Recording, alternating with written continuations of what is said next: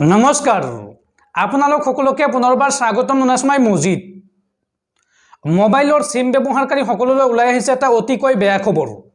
হয় যদি আপুনি ভাৰতৰ যিকোনো এটা সিম ব্যৱহাৰ কৰে লাগিলে হেতু জিঅ'ই হওক বা এয়াৰটেলই হওক বা ভোডাফোনেই হওক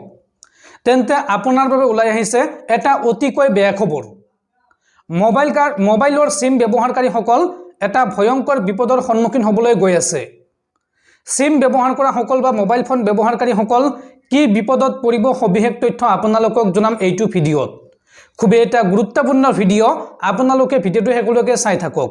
আৰু তাৰ আগতে আপোনালোকে এটা সৰু ৰিকুৱেষ্ট আপোনালোকে কোনে কোনটো কোম্পানীৰ সিম ব্যৱহাৰ কৰে আপোনালোকে সকলোৱে ভিডিঅ'টোত লাইক কৰি কমেন্ট বক্সত আপোনাৰ সিম কোম্পানীৰ নামটো লিখি দিয়ক যাতে আপোনাৰ সিমৰ কিবা ইনফৰমেশনৰ লগে লগে মই আপোনালোকক আগতীয়াকৈ জনাই দিব পাৰো তো বন্ধুসকল বলক আমি ভালদৰে জানি লওঁ কি বিপদৰ সন্মুখীন হ'বলৈ গৈ আছে নিৰ্বাচনৰ পাছতে মোবাইল ব্যৱহাৰকাৰীক মাধমাৰ খুদাবলৈ সাজু হৈছে চৰকাৰ ইলেকশ্যনৰ পাছতেই বাঢ়িব মোবাইল ৰিচাৰ্জৰ মূল্য লোকসভা নিৰ্বাচনৰ পাছতে দেশৰ কোটি কোটি লোকৰ মূৰত পৰিব ৰামটাঙোন মোবাইল সেৱা প্ৰদানকাৰী প্ৰতিষ্ঠানবোৰে নিৰ্বাচনৰ পাছতে বৃদ্ধি কৰিব ৰিচাৰ্জৰ নিৰিখ আৰু ইতিমধ্যে মোবাইল সেৱা প্ৰতিষ্ঠানবোৰে এই সন্দৰ্ভত প্ৰয়োজনীয় সকলো প্ৰক্ৰিয়া সম্পন্ন কৰিছে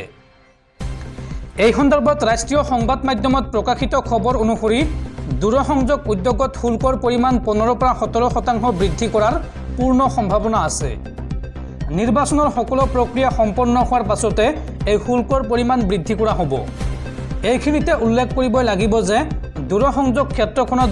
বিগত বহুদিন ধৰি শুল্কৰ পৰিমাণ বৃদ্ধি কৰা হোৱা নাই শেষবাৰৰ বাবে 2021ত 20% শুল্ক বৃদ্ধি কৰা হৈছিল আৰু প্ৰায় 3 বছৰৰ বিৰতিৰ মূৰত পুনৰ দূৰসংযোগ উদ্যোগত শুল্ক বৃদ্ধিৰ প্ৰস্তাৱ গ্ৰহণ কৰা হৈছে আৰু যদিহে অনুমান কৰা মতে 17% শুল্ক বৃদ্ধি কৰা হয় তেনেহলে এগৰাকী উপভোক্তাই পূৰ্বৰ 300 টকা ৰিচাৰ্জ পেক হ'বগৈ 351 টকা অৰ্থাৎ আপুনি এতিয়া যেটো ৰিচাৰ্জ 300 টকাত কৰি আছে সেই ৰিচাৰ্জটো নিৰ্বাচনৰ পিছত কৰিব লাগিব 351 টকাত বন্ধুসকল আপোনালোকে নিশ্চয়তে বুজি পাইছে 2024 লোকসভা নিৰ্বাচনৰ পিছতে আপোনাৰ মূৰত পুনৰ ৰামটাঙোন খুটাবলৈ সাজু হৈছে 17% পৰ্যন্ত বৃদ্ধি হ'ব সিম কাৰ্ডৰ ৰিচাৰ্জৰ মূল্য